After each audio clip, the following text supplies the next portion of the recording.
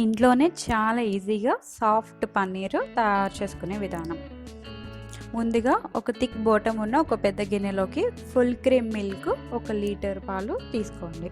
ఇది 6% ఫ్యాట్ ఉన్నది.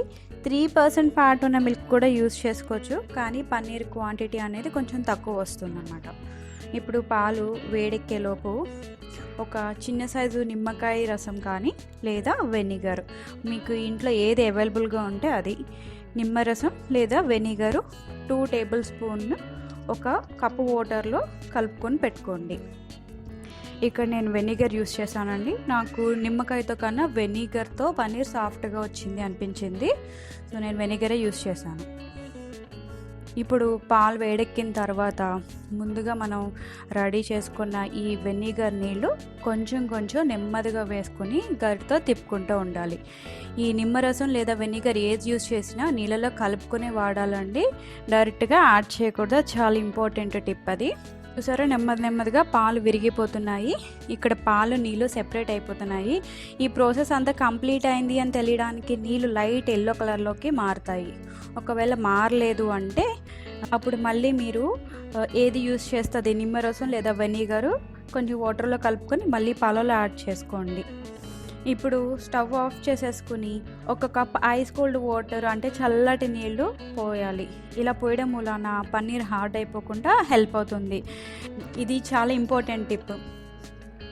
ఇప్పుడు దీన్ని ఒక మస్లిన్ క్లాత్ అంటే పల్చటి కాటన్ క్లాత్లోకి వడకట్టుకోండి.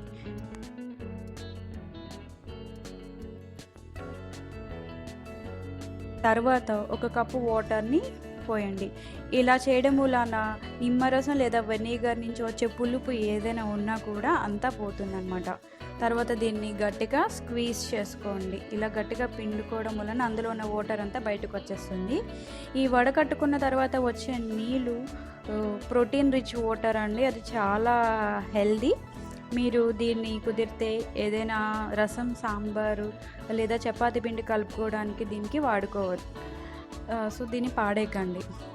తర్వాత ఒక చిల్లు గిన్నెలోకి కానీ ఒక ప్లేట్లోకి కానీ ఈ స్క్వీజ్ చేసుకొని పెట్టుకున్న పన్నీర్ అంతా అదే క్లాత్లోకి వీడియోలో చూపించిన విధంగా నీట్గా ఫోల్డ్ చేసేసుకొని దాంట్లో పెట్టుకొని ఒకసారి నెమ్మదిగా పైనుంచి ఒకసారి ప్రెస్ చేసి ఒక బరువైన వస్తువుని దాని మీద పెట్టి ఒక 40 to 60 మినిట్స్ ఉంచండి. ఇలా ఉంచడం వలన పన్నీర్ అంతా సెట్ అయ్యి ఉంటుందన్నమాట.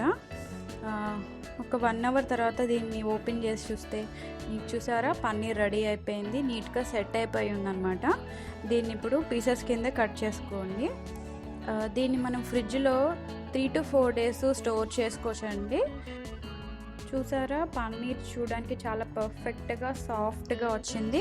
మీరు కూడా ట్రై చేసి చూడండి.